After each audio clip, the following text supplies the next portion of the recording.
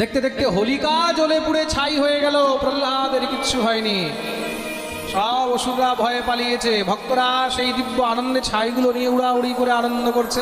সেদিন থেকে হোলি উৎসব আরম্ভ হয়েছে। বলিয়ে ভক্তবৎসল ভগবান।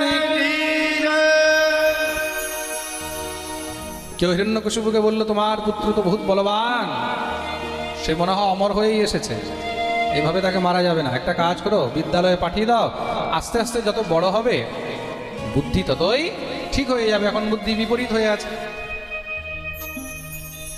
পাঠালেন গুরুকুলে। গুরুরা এবার প্রহ্লাদকে বলছে, দেখ বাবা, এবার যদি তুই হরিনাম নিয়েছিস, তোর বাবা তোকে তো কিছু করবে না, আমাদেরকেই মেরে দেবে, আর এই হরিনাম নিস না। প্রহ্লাদ বললেন, ঠিক আছে, আর নেবো না। কেন? বলে, আর নেওয়ার দরকারই হবে না। একদিন সন্ধ্যামার্গ গুরুরা কোনো যজমানের এখানে পৌরোহিত্য করতে যাবে, তো বিদ্যালয় কার দায়িত্বে দিয়ে যাক? প্রহ্লাদ তো রাজকুমার। প্রহ্লাদকে বললেন, প্রহ্লাদ, আজকে তুমি একটু দায়িত্বটা নেবে, কেউ যেন কোনো বদমাশি না করে। ঠিক আছে গুরুদেব, আমরা বিকেল পর্যন্ত ফিরে চলে আসবো। গুরুরা চলে গেলেন। প্রহ্লাদ দেখলেন খুব সুন্দর সুযোগ, সব অসুর বালকদেরকে প্রহ্লাদ ডেকে নিলেন, চলে আসো ভাই, চলে আসো, বসো। কি হয়েছে? বলে, আজকে লেখাপড়া করতে হবে না। তাহলে? বলে, আজকে আমরা নতুন খেলা খেলবো। প্রহ্লাদ, খেলা? আহা, খেলার নাম শুনে তো বাচ্চাদের এমনিতে আনন্দ। প্রহ্লাদ, কোন খেলা? বলে, আমরা সবাই মিলে সংকীর্তনের খেলা খেলবো। সংকীর্তন? কিসের সংকীর্তন? বলে, হরিনাম সংকীর্তন। বলা যাচ্ছে কিসের সংকীর্তন? বলে, হরিনাম সংকীর্তন। কিন্তু প্রহ্লাদ, হরিনাম নিলে তো তোর বাবা আমাদেরকে মেরে ফেলবে। প্রহ্লাদ বললেন, আমার বাবা আমাকে মারতে পেরেছে? বলে, না, আমাকে মারতে পারেনি, তোমাদেরকে কি করে মারবে? চিন্তা করো না, আমাদের ঠাকুর হলো রক্ষক। जानकी नाथ सहाय करे जब, कौन बिगाड़ करे नर तेरो। ভগবান যদি সহায় হয়, সংসারে কেউ কিছু করতে পারে। কিন্তু প্রহ্লাদ, আমরা শুনেছি হরিনাম এগুলোর বুড়ো বয়সে করে। প্রহ্লাদ বলেন, কে বলেছে? বলে, অনেকে বলে, বলে যারা বলে তারা হলো মহামূর্খ। হরিনাম বুড়োকালে নয়, হরিনাম বাল্যকালেই শুরু করা উচিত। কৌমারে আচরে প্রাজ্ঞো ধর্মান ভাগবতানিহ, দুর্লভম মানুষম জন্ম তদপ্য ধ্রুবমথদম। ভগবানের ভজন বাল্যকাল থেকেই করা উচিত। কেন? বাল্যকালে কৃষ্ণ ভজে, কৃষ্ণ পায় রসে। প্রৌঢ়কালে কৃষ্ণ ভজে, আসে কি না আসে। আর বুড়াকালে কৃষ্ণ ভজে, জম যাতনার ত্রাসে। বুড়ো বয়সে ভজন হয় না। বুড়ো বয়সে তুমি যদি বলো গিরিরাজ পরিক্রমা দিয়ে আসো, পারবে? বৃন্দাবন পরিক্রমা দিয়ে আসো, পারবে? বর্ষা নায় উপরে উঠো, পারবে? 200-300 সিঁড়ি উঠে রাধারানী দর্শন করতে সম্ভব নয়। তার জন্যই ভজন করো ভরি জবানি মে, বুढ़ापा किसने देखा है। ভজন জওয়ান বয়সে করা উচিত, বাল্যকালে করা উচিত। বুড়ো বয়স পর্যন্ত থাকবে তার কোনো গ্যারান্টি আছে? হ্যাঁ, তাহলে কিসের গ্যারান্টি কার্ড নিয়ে আমরা ঘুরে বেড়াচ্ছি? বুড়ো হব, তারপরে করব, আর একটু বয়স হোক, তারপরে তিলক করব, তারপরে মালা করব।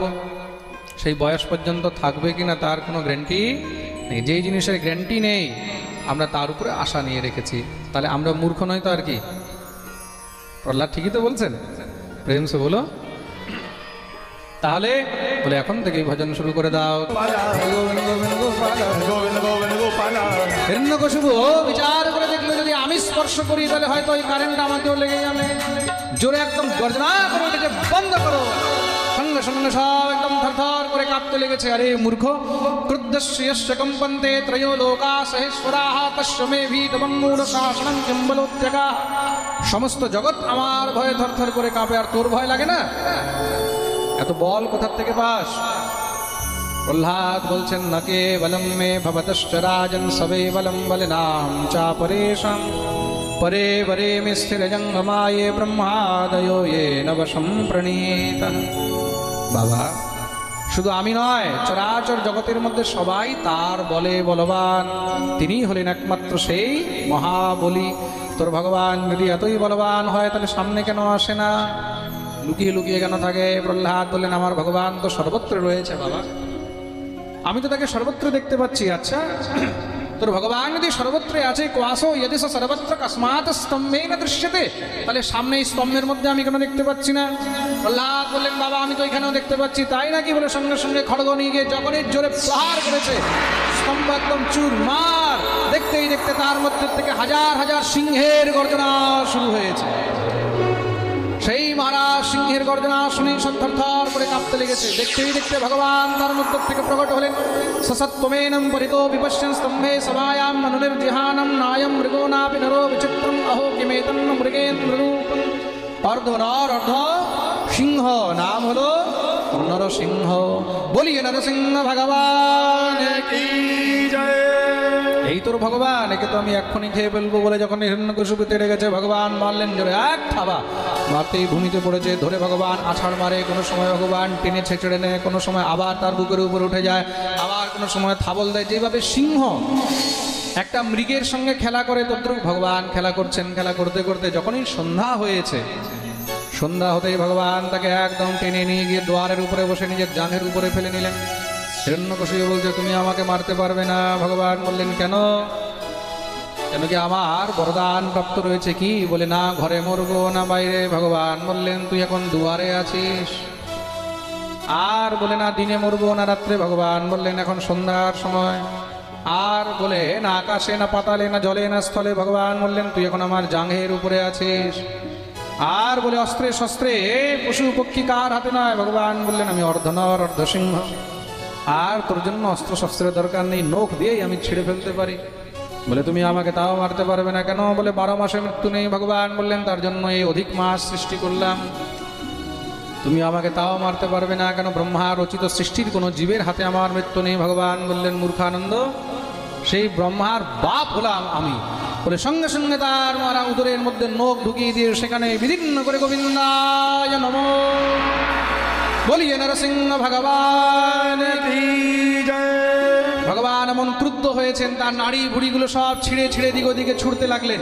সব দেবতাগণ ভয় পেয়ে গেছেন, সবাই ভগবানের স্তুতি আরম্ভ করেছেন। কিন্তু ভগবানের ক্রোধ আর শান্ত হচ্ছে না। মা ভগবতী লক্ষ্মীকে ডেকে নিয়ে এসেছেন। লক্ষ্মী ভাবলেন, আমাকে দেখলে হয়তো ঠাকুর শান্ত হয়ে যাবে। লক্ষ্মীকে দেখে ভগবান এমন গর্জনা করে উঠেছে। ভগবতী লক্ষ্মী লাভ দিয়ে সোজা বৈকুণ্ঠে। কেন? আজ থেকে আগে ভগবানকে এমন ক্রোধে লক্ষ্মীও দেখেনি। ভগবানের ক্রোধ কি করে শান্ত হবে? সবাই মিলে বিচার করলেন, যার জন্য ভগবান এই অবতার নিয়েছে সেই শান্ত করতে পারে। প্রহ্লাদ কিনে সামনে দাঁড় করে দিলেন। প্রহ্লাদ দিব্য ভগবানের স্তুতি আরম্ভ করেছেন। ব্রহ্মাদয়ঃ সুরগণা মুনয়োऽথ সিদ্ধা সত্ত্বৈকতানমতयो वचसां प्रवाहे नाराधितुं पुरगुणैरधुनापि विप्रो किं तोष्टुमर्हति समे हरिरोग्रजाते। ভগবান শান্ত হয়ে প্রহ্লাদকে নিজের কোলে নিয়ে বসিয়েছেন। আর প্রহ্লাদকে ভগবান চাটতে লাগলেন। বলে, ভগবান চাটছেন কেন? বলো, ভগবান চাটছেন না, নিজের ভক্তের রস আস্বাদন করছেন। ভগবান প্রহ্লাদের উপরে প্রসন্ন হয়ে বললেন, তুমি বর চাও। প্রহ্লাদ বললেন, প্রভু, আমার পিতৃদেব জীবনে অনেক অপরাধ করেছে, পাপ করেছে, এমন কৃপা করুন যেন তার মুক্তি হয়। ভগবান বললেন, চিন্তা করো না, যেদিন তোমার মতন ভক্তের, তোমার মতন বৈষ্ণবের জন্ম হয়েছে, সেদিনই তোমার পিতার মুক্তি নিশ্চিত হয়ে গেছে। ত্রিসপ্তভি পিতা পুতঃ পিতৃভি সহতে নঘ ইয়ৎসাধোস্য কুলে জাতো ভবান বৈকুল পাবনঃ।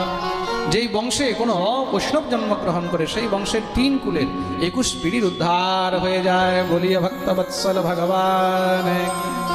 সমস্ত দেবতাগণ মিলিয়ে দিব্য নৃসিংহ ভগবানের স্তুতি আরম্ভ করলেন। হে নরসিংহ জয় নরসিংহ শ্রী নরসিংহ তব শরণম। হে নরসিংহ জয় নরসিংহ শ্রী নরসিংহ তব শরণম। लक्ष्मीपति वैकुंठ निवासी लक्ष्मीपति वैकुंठ निवासी कमलाकर सुंदर तव शरणम। कमलाकर सुंदर तव शरणम। हे नरसिंह जय नरसिंह श्री नरसिंह तव शरणम। नरसिंह गाये हरि सिंह रे नरसिंह तव शरणम।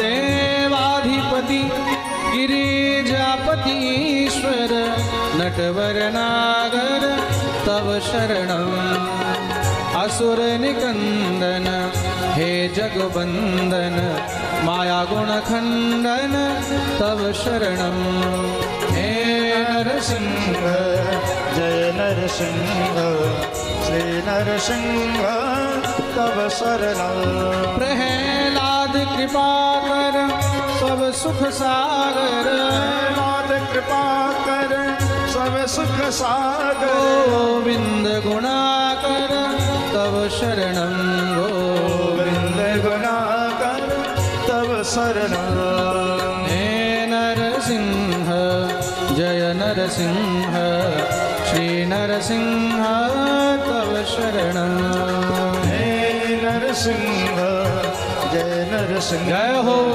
श्री नरसिंह तव शरणम नमस्ते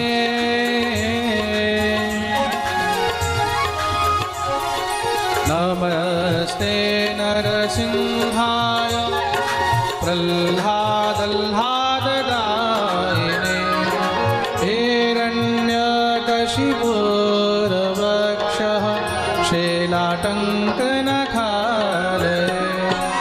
इतो नृसिंह परतो नृसिंह इतो नृसिंह परतो नरसिंह यतो यतो यामि ततो नृसिंह ततो दयामि ततो नरसिंह बहिर्नृसिंह हृदये नृसिंह बहिर्नृसिंह हृदय नरसिंह नृसिंहमादिं शरणं प्रपद्ये नृसिंहमादिं शरणं प्रपद्ये नृसिंहमादिं शरणं प्रपद्ये शरणं प्रपद्ये बोलिए नरसिंह भगवान की जय प्रहलाद जी महाराज की जय जय श्री राधे শ্রী নৃসিংহ ভগবান প্রহ্লাদকে কোলে নিয়ে বসে আছেন সমস্ত দেবতাগণ ভগবানের স্তুতি করেছেন আর স্তুতি হলো বন্দনা হলো পুজো হলো এবার কি বাকি আছে হ্যাঁ আরতি আসুন আজ নৃসিংহ স্তুতি আর প্রহ্লাদ চরিত্রের সঙ্গে এই তৃতীয় দিবসের কথাকে আমরা এখানেই নৃসিংহ ভগবানের চরণে বিশ্রাম দেব